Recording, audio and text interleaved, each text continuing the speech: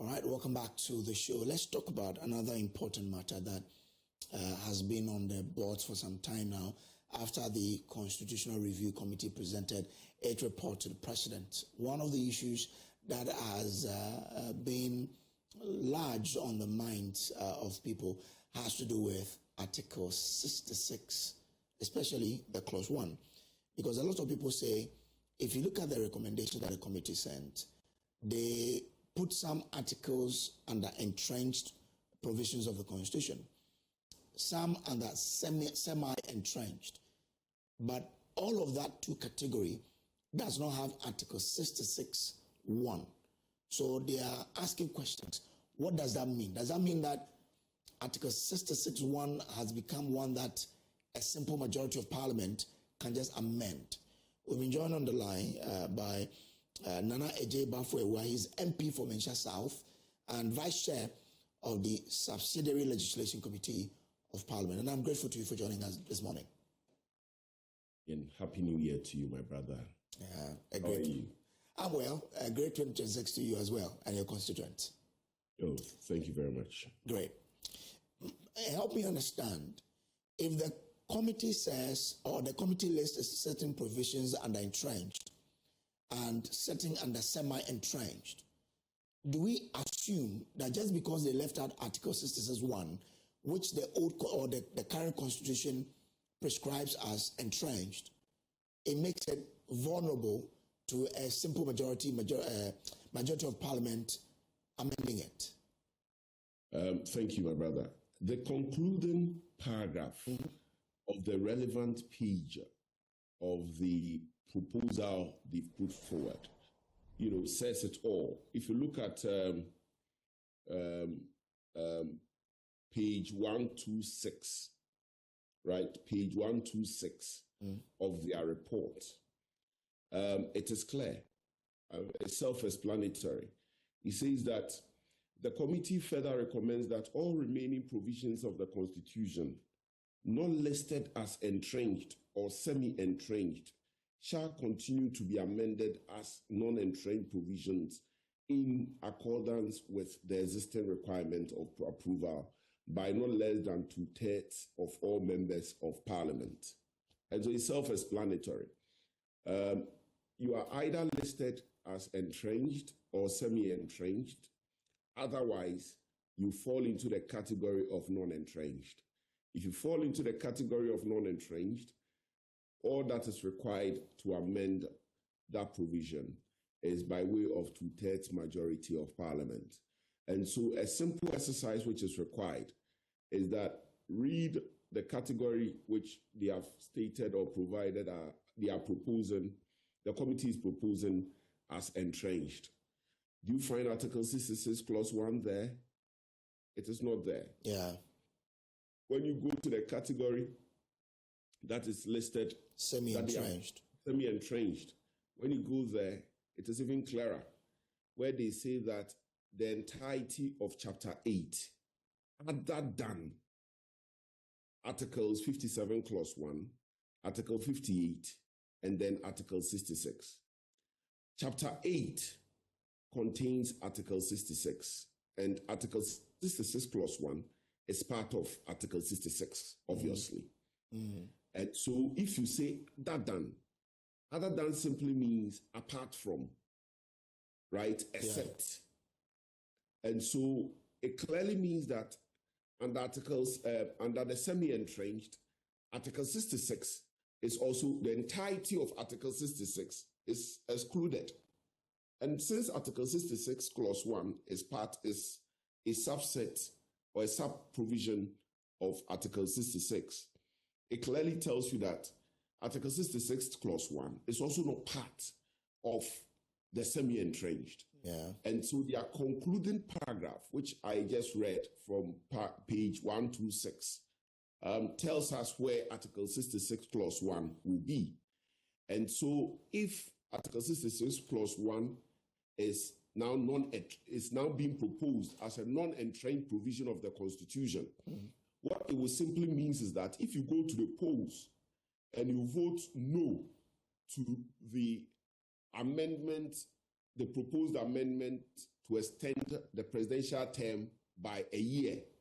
There's another way by which it can be done. That is Parliament doing so by way of 2/3 majority, right? So it's taken from the people, right, to Parliament. The other way which they may want to do this, and I've heard some of the people in support of the wholesale amendment of the Constitution say, is to first amend chapter 25, that is Article 290.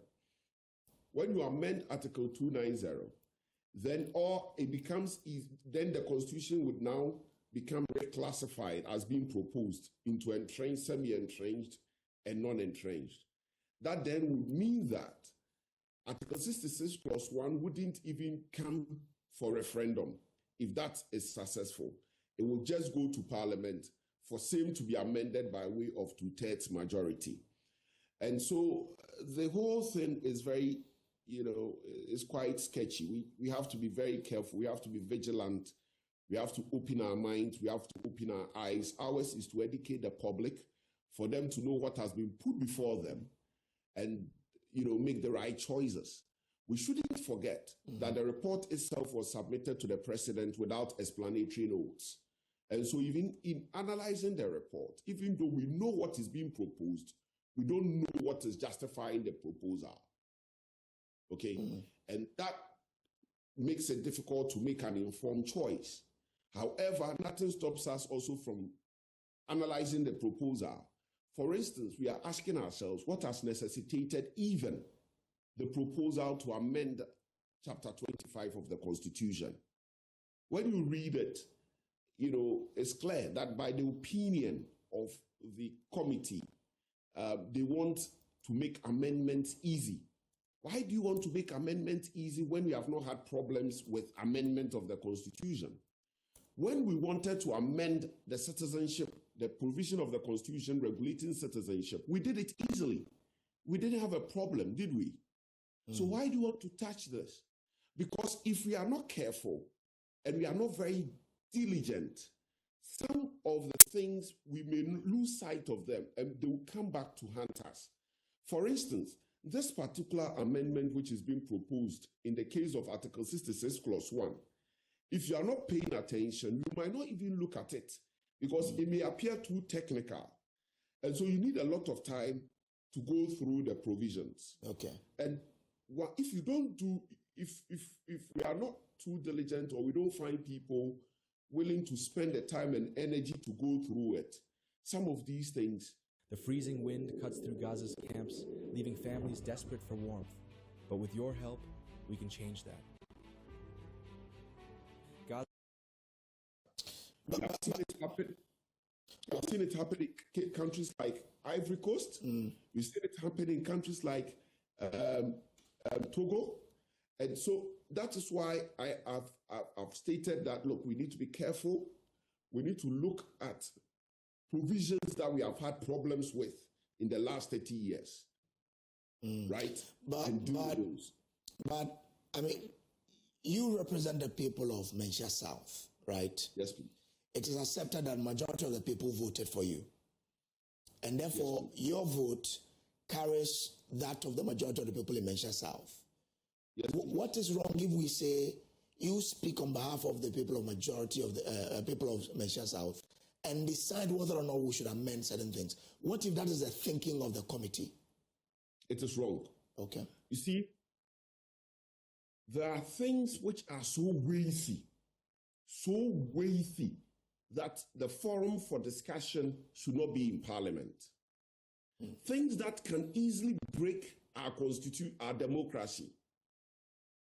You understand? These are the protections that we have in our Constitution that secure our democracy. And so it should not be for parliamentarians. It should be for the people. It is not there for the fanciful nature of it. Okay? It is there for a purpose. It is there to ensure that nobody does anything that will risk destroying our democracy. Because, look, presidents, if you recall, President Kufuor, before he left office, said left to him alone, the tenure of office will be extended. If you look at the trappings of office of a president, most presidents, obviously the evidence abound, would want to even stay in office forever. Okay? And most party people, okay, would also want their party to be in power forever. Mm-hmm. And so some of these things, you shouldn't leave it to politicians to decide. It should be for the people.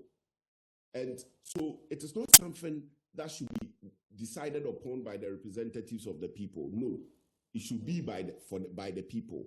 It shouldn't go to the representatives of the people if we want to continue securing our democracy, especially since the abundant evidence is that where these provisions have been tempered with in other countries, they have caused problems. In recent times, there was a coup d'etat in Benin, except that it didn't succeed. Not long after the presidential term had been extended from 5 years to 7 years. Mm-hmm. So there's empirical evidence to confirm that issues concerning presidential terms are very sensitive. And for such sensitive matters, you don't leave it to members of parliament.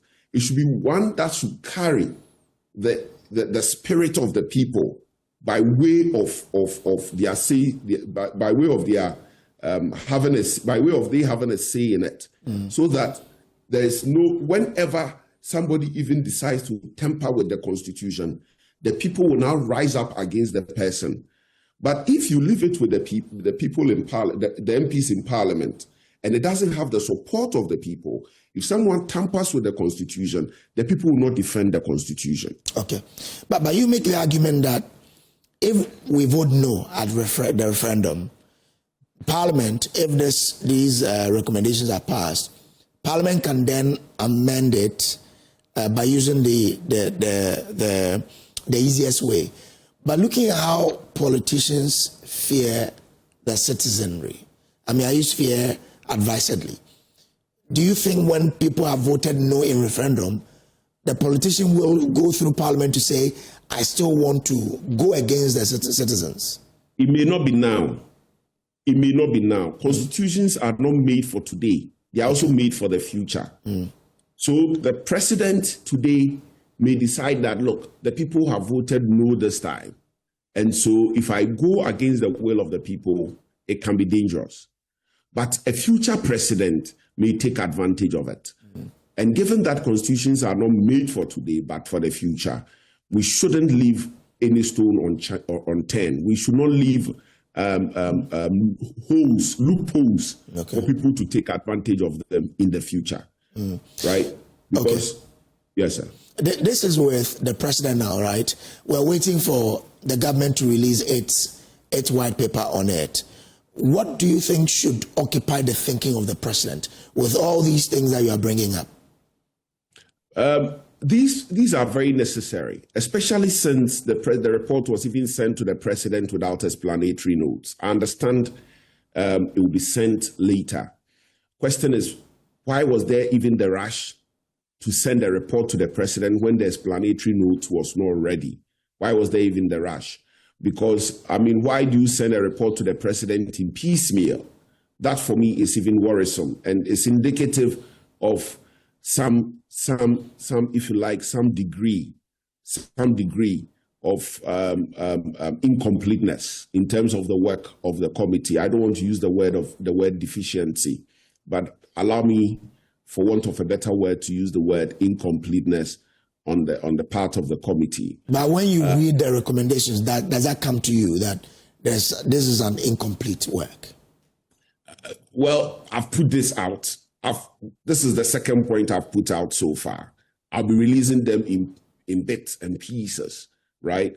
I believe that when the explanatory notes come out, right, some of them will be able to do more. But look, I think that we need to be careful. A constitution is like the human body. The provisions of the constitution is the sum of the organs of a human body. Okay. When you want to amend, it's just like you wanting to perform a transplant on the human body. If you are not careful, parts of the transplant may be rejected by the human body, and that is what may cause chaos in the system. Okay. And that is why you have heard, for instance, that somebody has undergone, let's say, kidney transplant, and the body has rejected it, or liver transplant, and the body has rejected it. That's the way Constitution also works. We are very fortunate as a country to have had a constitution that has worked for 30 years. Other constitutions, immediately you propagate them, not long after, there is fire outbreak in terms of war in the country. We saw that in Kenya. We saw that, for instance, in Ivory Coast, where at some point they were advocating for power sharing and so on and so forth. And so we have been very fortunate to have a constitution that could work, a constitution which even the founding president, right, upon the expiration of his term, decided to step down and not insist on continuing. So we have been very fortunate. If we are going to touch anything, it should be something that in the last 30 years has been problematic. So what do you expect the president to do? Because he's the one we're waiting for now. I expect the president to take his time.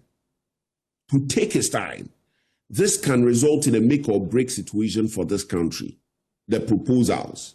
So the president should take his time. He should not be rushed. I've heard some people say that the president doesn't even need to issue a white paper on it. The president should carry it through, push it to the next level for implementation.